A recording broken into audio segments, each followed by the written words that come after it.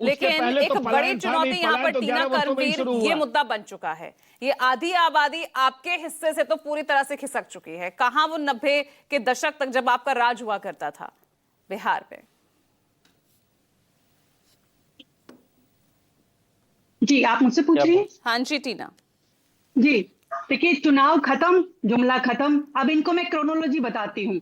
महाराष्ट्र में चुनाव था, लाड़की बहन योजना के तहत आप बताइए कितनी 9 लाख महिलाओं को बाहर कर दिया। यही दिल्ली में किया, दिल्ली में महिलाओं को छला। तो ये इनके लिए साफ तौर पर कहना है, ये करते हैं, जनता को बहकाते हैं, महिलाओं को बहकाते हैं, और ये कह रहे हैं कि इनकी भंडार फोड़। I want to correct you ना भाई, यहाँ पर हम दिल्ली की बात नहीं करेंगे क्योंकि यहाँ मनीष जी को अच्छा नहीं लग रहा है, लेकिन देखिए बिहार की बात करते हैं। महिलाओं को जो वादे किए गए नीतीश कुमार की तरफ से सब निभाए गए, और उनके सशक्तिकरण के लिए जितना नीतीश सरकार ने किया है आप उससे इनकार नहीं कर सकते।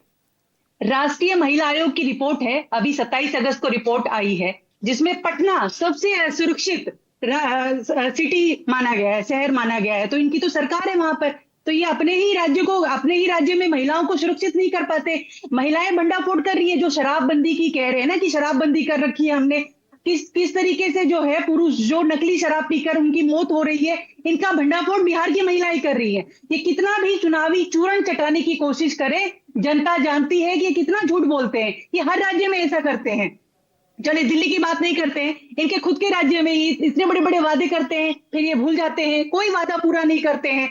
जनता के बीच जाकर अब जब हम जनता के बीच जा रहे हैं, हम उनसे पूछ रहे हैं, उनकी समस्याएं सुन लेंगे तो इनके कानों में खून आ जाएंगे, लेकिन ये सुनते ही नहीं है। इनको पता है कि जैसे ही चुनाव नजदीक आ गए हम कोई ना कोई घोषणा कर देंगे। ये जुमला अभियान घोषणा करते हैं, इनका एक जुमला अभियान चल रहा है। वो 10,000 भी चुनाव से पहले महिलाओं के खाते तक पहुंचाने की कोशिश होगी, और इसका खामियाजा पहले ही दूसरे राज्यों में भुगत चुके हैं।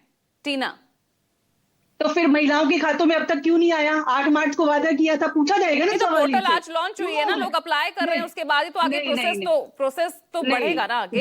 ये 20 साल में जो बिहार सबसे गरीब राज्य बना, उसको गरीबी से नहीं उभार पाए। ये किसकी बात कर रहे हैं कि हम हमारी किस उपलब्धि की बात कर रहे हैं? ये चुनाव में जाएंगे, वोट मांगने जाएंगे, तो ये कौन सा ऐसा मुद्दा लेकर जाएंगे जो जनता इनको वोट दे? ठीक है, अभी किसका चेहरा दिखाएंगे? मोदी जी का चेहरा दिखाएंगे, नीतीश जी का चेहरा दिखाएंगे? महिलाओं ने तो नीतीश जी को देखा है। भाई आपके टाइम तक ये महिला पार्टिसिपेशन इलेक्शन में कहां 32% होता था, आज वो बढ़कर 52% तक पहुंच गया है, पुरुषों से ज्यादा। नहीं, पुरुषों से ज्यादा महिलाएं वोटर्स हैं, तो महिलाओं को वो सब अधिकार मिलने भी चाहिए ना। हम तो कह रहे हैं इंडिया अलायंस हर घर अधिकार देने जा रही है, लेकिन जिस तरीके से नीतीश बाबू जो महिलाओं के उत्थान की बात करते हैं, लेकिन धरातल पर तो कुछ भी नहीं दिख रहा ना।